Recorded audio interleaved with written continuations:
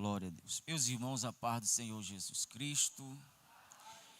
Louvado seja o nome do Senhor mais uma vez. E aproveitando que os irmãos estão de pé, abra sua Bíblia comigo. Evangelho segundo Mateus, capítulo 9. Evangelho segundo Mateus, capítulo 9. Enquanto você encontra, eu quero aqui dizer da minha alegria, satisfação, de mais uma vez poder adorar a Deus juntamente com os irmãos e poder compartilhar uma porção da palavra do Senhor ao coração da igreja. Deus abençoe desde já nosso irmão Emanuel, que me fez o convite, líder de varão, e o pastor pela confiança. Que Deus continue abençoando a vida de todos em nome de Jesus. Capítulo 9, a partir do versículo 9, quem encontrou, diga amém. Diz assim: Jesus, passando adiante dali, viu assentado na recebedoria ou coletoria, ou alfândega, né, um homem chamado Mateus, e disse-lhe: segue-me. E ele levantou e o seguiu. E aconteceu que, estando ele em casa, sentado à mesa, chegaram muitos publicanos e pecadores e assentaram-se juntamente com Jesus e os seus discípulos. E os fariseus, vendo isso, disseram aos seus discípulos: por que come o vosso mestre com os publicanos e pecadores? Jesus, porém, ouvindo, disse-lhe: não necessitam de médicos sãos, mas sim os doentes.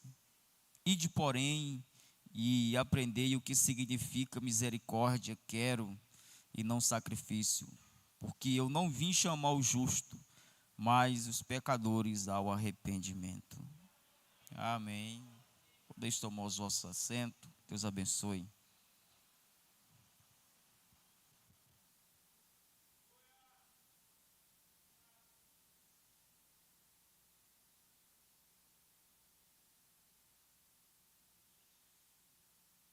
Os irmãos, esse texto que nós acabamos de ler, em Mateus capítulo 9, também a partir do versículo 9, fala-nos acerca do chamado de Mateus, ou Levi. E esse texto ele está no Evangelho de Mateus, no Evangelho de Marcos capítulo 2 e Lucas capítulo 5. Ambos narram esse texto de forma diferente, mas eu escolhi ler esse texto com os irmãos no Evangelho de Mateus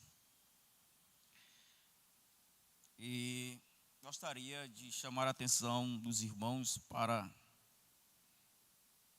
algumas reflexões que eu gostaria de partilhar com os irmãos rapidamente nesse texto, porque o texto diz que Jesus sai agora da beira-mar e ele começa a caminhar e ele viu uma alfândega, o lugar onde os cobradores de imposto cobravam os impostos das pessoas. E o texto diz que Jesus viu assentado um homem por nome de Levi ou Mateus. E Jesus não somente vê, Jesus vê ele com uma intenção de o chamar. E a maioria de todos os irmãos sabe que Levi ou Mateus era publicano ou cobrador de imposto. Sendo judeu, ele trabalhava para o Império Romano. E ele era ou tinha uma má fama de extorquir ou de cobrar além daquilo que era devido. Então esses publicanos eles eram vistos por muitos dos judeus como pessoa de má fama, pecadores. Mas mesmo assim, Jesus, ao ver este homem, Jesus chama ele, dizendo: segue-me. E o texto, a princípio, é tão interessante, a meu ver, que a Bíblia diz: levantando-se, o seguiu.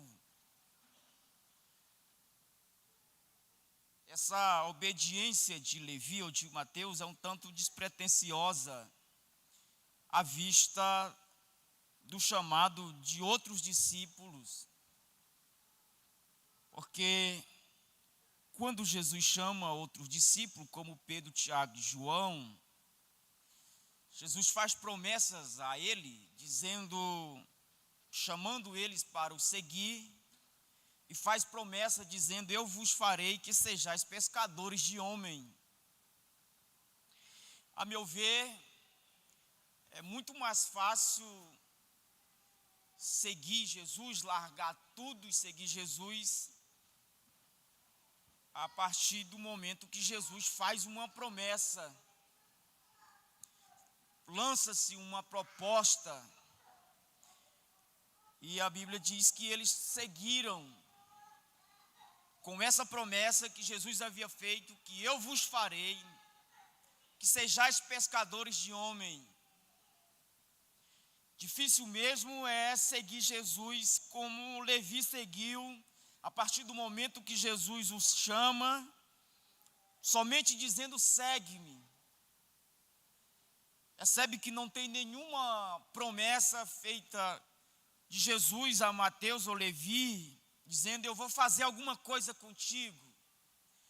E nem Mateus pergunta o que Jesus vai fazer com ele. Qual é a proposta, qual é a promessa, o que o Senhor vai fazer comigo no futuro, o que o Senhor vai me dar. O texto simplesmente diz que levantou e seguiu. E Levi, ou Mateus, fica tão alegre, tão satisfeito, que a Bíblia diz que ao chegar na casa, e essa casa é a casa de Levi, ele vai dar um banquete a Jesus, fazer uma festa. E a Bíblia diz que ao fazer a festa, ele convida também os seus amigos, os publicanos, os pecadores. Jesus senta-se à mesa juntamente com os pecadores, os publicanos, cobradores de impostos, as meretrizes. E a Bíblia diz que os fariseus, ao ver isso, eles dizem assim: por que come o vosso mestre com os publicanos e os pecadores? Eles estavam dizendo: eles não sabem da regra, ele não sabe da ordem das coisas, dos mandamentos que foram criados através da Torá. Eles adicionaram algumas regras à Torá, dizendo que todo mestre, ele não podia se sentar em uma mesa com pecadores. Isso faz até parte de um voto de um fariseu. Todo fariseu que passava a participar da Irmandade Farisaica, ele primeiro fazia um voto dizendo: eu não posso aceitar um convite para me sentar ou comer com pessoas comuns. Essas pessoas comuns eram exatamente esses pecadores aqui. Aí Jesus vem quebrando algumas regras.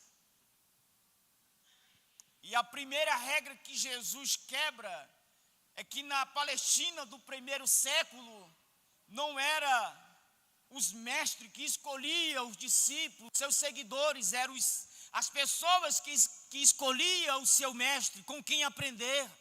Então as pessoas diziam assim: eu quero aprender com o mestre fulano de tal, porque ele mais me agrada. E essa pessoa passava a seguir. Jesus vem quebrando essas regras e vem escolhendo as pessoas, em vez das pessoas escolher ele. A outra regra que Jesus quebra é essa regra da contaminação, que os fariseus achavam que pelo fato de se sentar com pessoas pecadoras ia se contaminar. Jesus senta numa mesa com esse tipo de gente, a escória da sociedade, as pessoas desprezíveis. E os fariseus perguntam: por que o mestre de vocês senta numa mesa e come com pecadores? Ele não sabe que isso é proibido dentro das nossas regras. Aí o texto diz: Jesus ouviu. Ainda que a pergunta não foi feita para Jesus, foi feita por discípulos, mas quem ouviu foi Jesus. Ou quem vai responder é Jesus. É por isso que nós temos que tomar muito cuidado com aquilo que nós falamos aos discípulos de Jesus, porque Jesus sempre vai ouvir. Cuidado com o que você fala aos discípulos de Jesus, porque Jesus sempre está com o ouvido atento àquilo que você fala. Aí Jesus, ouvindo, disse: não necessitam de médicos sãos, mas sim os doentes. Na verdade, Jesus está sendo irônico.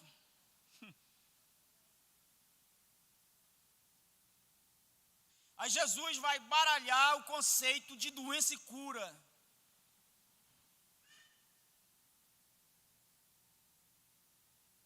Porque o conceito de doença desses fariseus é que o pecado só atinge outras pessoas e que eles não podem ser atingidos pelo pecado pelo fato de eles serem observadores da lei.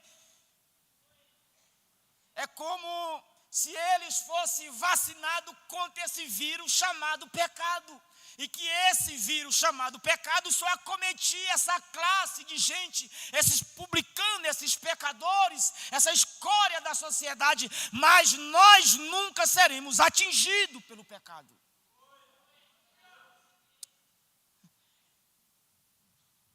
O conceito de cura dos fariseus é que esse tipo de gente é incurável. O conceito de cura dos fariseus é que essas pessoas jamais serão curadas. Elas estão tão atoladas no pecado que é impossível delas serem curadas. Aí Jesus está dizendo aqui que a sua cura, ela ultrapassa o diagnóstico dos homens, dos fariseus. Que Jesus está dizendo aqui é que tem cura para o incurável. Tem cura para o incurável. Aleluia. Mas para aqueles que se consideram são, não tem cura. Aleluia. Tem cura para o incurável. Tem cura para essas pessoas que a sociedade vê e diz não tem jeito. Tem cura para o alcoólatra, para a meretriz que está atolado, afogado no pecado. Jesus está dizendo: são esses que precisam de médico, são esses que eu vim curar, são esses que eu vim salvar. Aleluia. Aleluia. Oh, glória.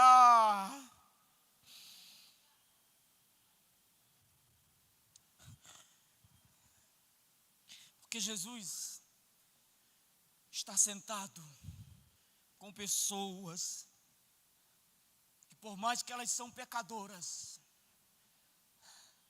que por mais que elas estejam atoladas no pecado, elas têm consciência que são pecadoras. Elas têm consciência que precisa de Jesus. Elas têm consciência que precisam da graça. Elas têm consciência o que precisa do perdão. Porque quando a gente não tem consciência do pecado, é a própria graça que a gente despreza. Quando a gente não tem consciência do pecado, é o próprio perdão que a gente rejeita. Aleluia! Oh, glória! glória. Jesus está sentado na mesa com pecadores. Jesus está sentado na mesa com pessoas que têm consciência que precisam do perdão de Jesus. Já dizia um filósofo brasileiro que a maior miséria não é ser miserável. A maior miséria é não saber o que é miserável. Aleluia. A maior miséria do homem, irmão, é não saber que é miserável. Quando a gente não tem consciência disso, a gente atinge o apogeu da miséria.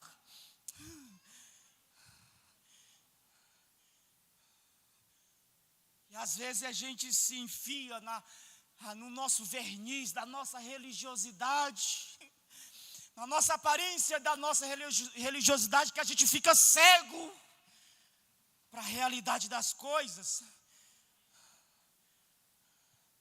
A gente acha que a gente nem precisa, nem tem falta de nada.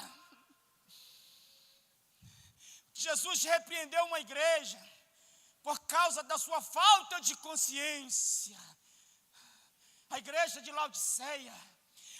Laodiceia batia no peito e dizia assim: rico estou, e a cada dia eu estou enriquecendo, e de nada eu tenho falta.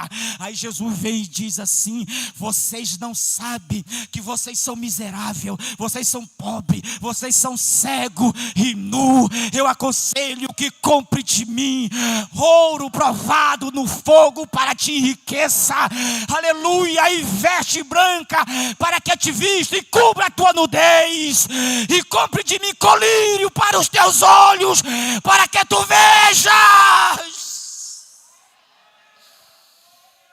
Aleluia, aleluia.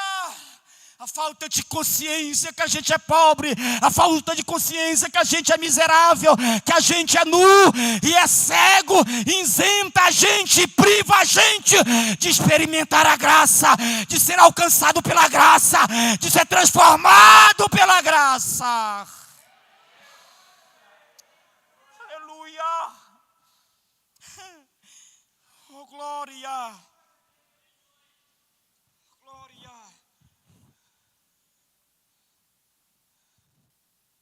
Por quê, irmão?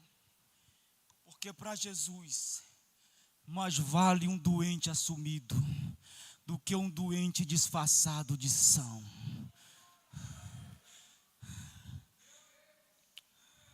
Para Jesus, mais vale um doente assumido do que um doente disfarçado de são. Aleluia, porque o disfarçado de são nunca vai saber o que é graça, o que é misericórdia, o que é perdão, mas o assumido, aleluia, tem cura.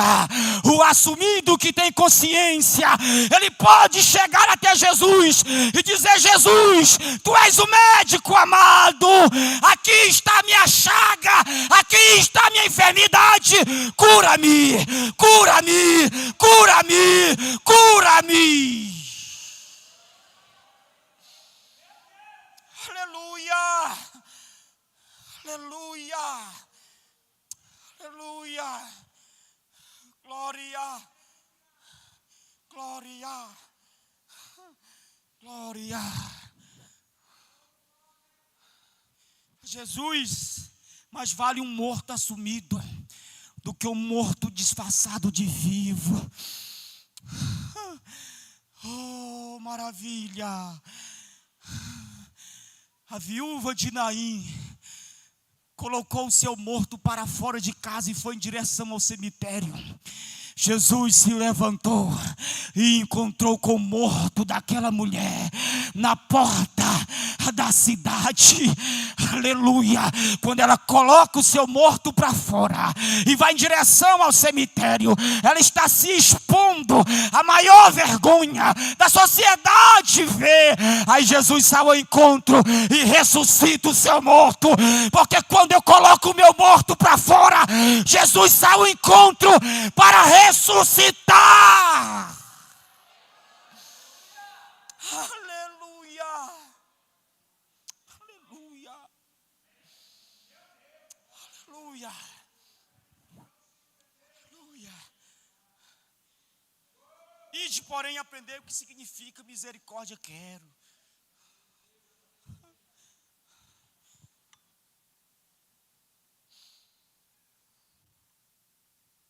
Fariseus e publicanos.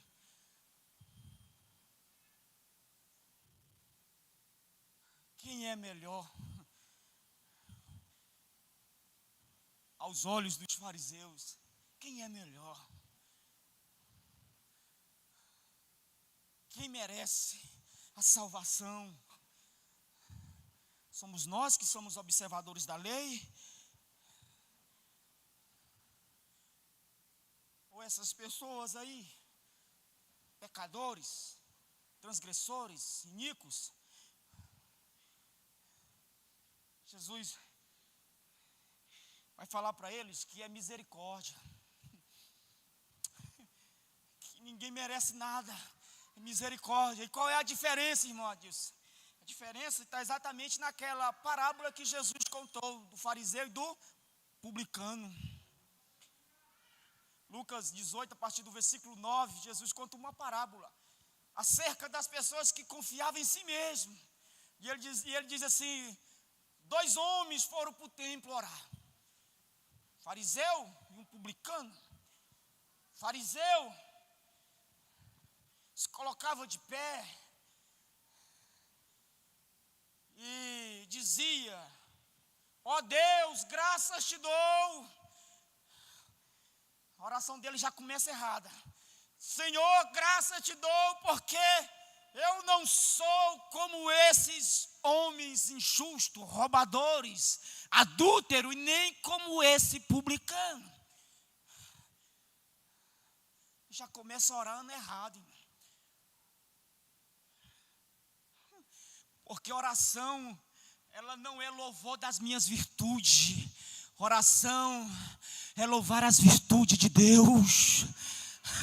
Ele podia começar assim: ó Deus, eu te dou graças porque tu é grande, porque tu é poderoso, porque tu é maravilhoso, e não eu.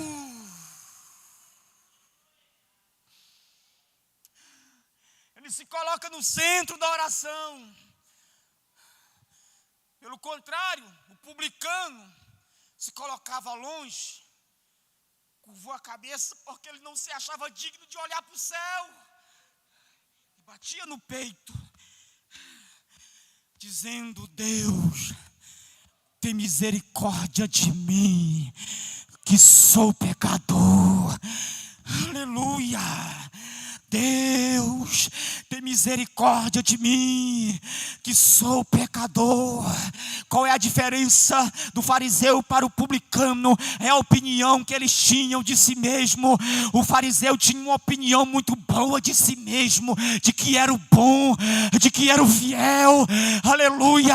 E qual é a opinião que o publicano tinha de si mesmo? Era: eu sou pecador, eu sou merecedor do juízo, eu sou culpado, eu mereço o inferno, mas tem misericórdia de mim, que eu sou pecador, e eu preciso da tua misericórdia, eu preciso do teu perdão, eu preciso da tua graça. Se coloque de pé em nome de Jesus. Aleluia. Aleluia. Aleluia. Aleluia. Misericórdia. Aprendei o que significa misericórdia. Misericórdia não é para um grupo seleto de pessoas. Misericórdia não é para quem merece. A misericórdia é para todos aqueles que reconhecem que tem consciência que precisa de Jesus, que por si mesmo, aleluia, eles não alcançarão a salvação, aleluia. Essa confiança de si mesmo, essa confiança nas minhas virtudes, ela não salva, aleluia. Nós temos que depositar essa confiança na graça e na misericórdia de Jesus. Só Ele salva, só Ele salva. Eu não mereço nada, o que eu mereci era o inferno, mas a sua graça nos alcançou. Aqui está a diferença.